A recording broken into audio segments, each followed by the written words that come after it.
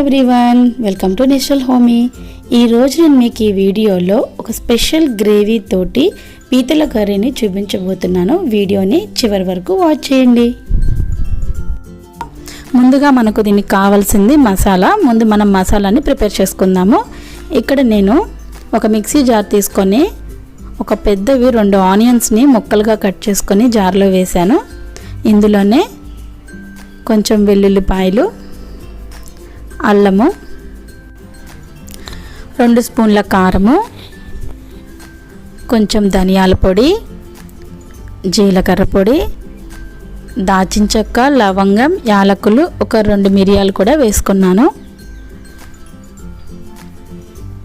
ఇవన్నీ మిక్సీ చేయడానికి ముందుగా నేను క్రాబ్స్ని శుభ్రం చేసి పెట్టుకొని వాటికి ఉప్పు కారము పెట్టుకొని ఉంచుకున్నానండి. మనం కూరలో యూజ్ చేసేటువంటి కారం అనేది మనకి ఎంత సరిపోతుందో అంత క్రాబ్స్కి పెట్టించిన కారానికి దీనికి అన్నిటినీ మనం చూసుకోవాలి.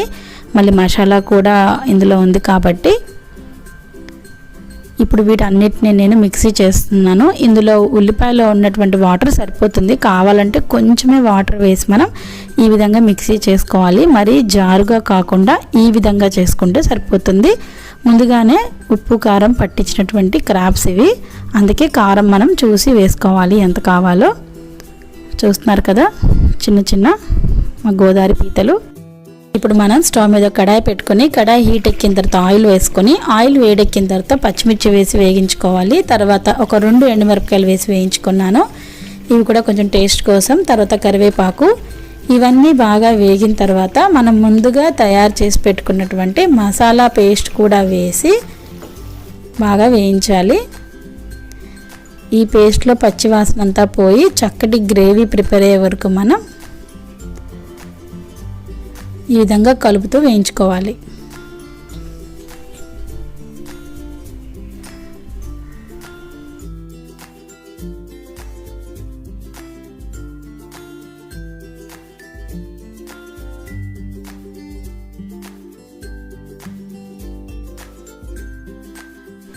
ఇప్పుడు నేను ఇందులో కొంచెం ఉప్పు వేస్తున్నాను, కల్లుప్పు వేస్తున్నానండి.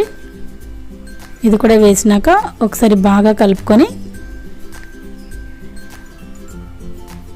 ఇంకా గ్రేవీ దగ్గర పడింది అనిపించినప్పుడు మనం ఒక టమాటాని కూడా మనం ప్యూరీగా చేసి పెట్టుకోవాలండి. నేను ముందుగా చెప్పడం మర్చిపోయాను.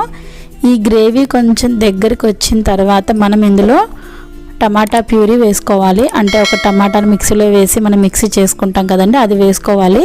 ఉల్లిపాయ టమాటా కలిపి మిక్సీ చేసినప్పుడు టేస్ట్ అంత బాగోదు. ఉల్లిపాయ పేస్ట్ని వేరేగా వేయించుకొని తర్వాత మనం ఈ విధంగా టమాటా ప్యూరీ వేసుకుంటే టేస్ట్ బాగుంటుంది.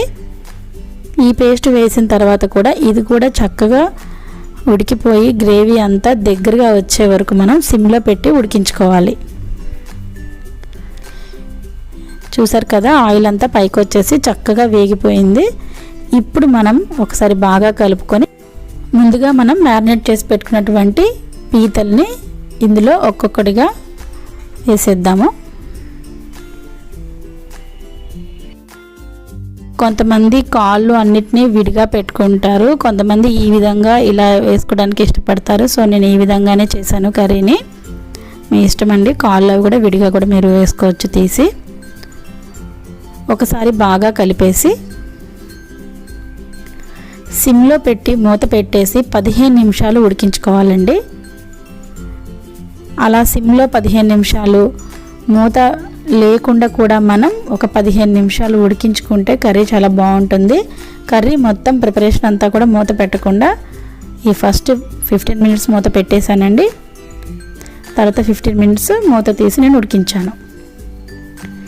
ఇక్కడ కారం అనేది మనం తినేదానిని బట్టి చూసి జాగ్రత్తగా వేసుకోవాలి.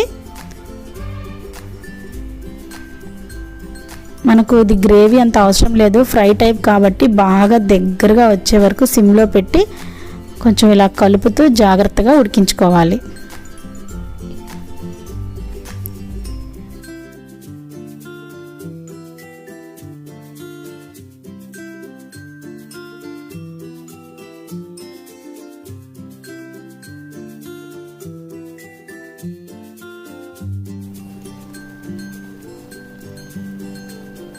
ఎంతో టేస్టీ అయినటువంటి మన పీతల కర్రీ రెడీ అయిపోయింది.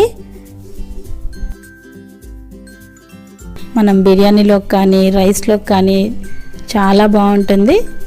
ఈసారి మీరు తప్పకుండా ట్రై చేయండి. మీరు ట్రై చేశాక మీకు ఎలా వచ్చిందో నాకు కామెంట్ సెక్షన్లో చెప్పడం అసలు మర్చిపోకండి. నా ప్రతి వీడియోని చూస్తూ లైక్ చేస్తూ షేర్ చేస్తూ కామెంట్ చేసినందుకు చాలా థ్యాంక్స్ అండి. సబ్స్క్రైబ్ చేయడం అసలు మర్చిపోకండి. Thank you for watching my all videos.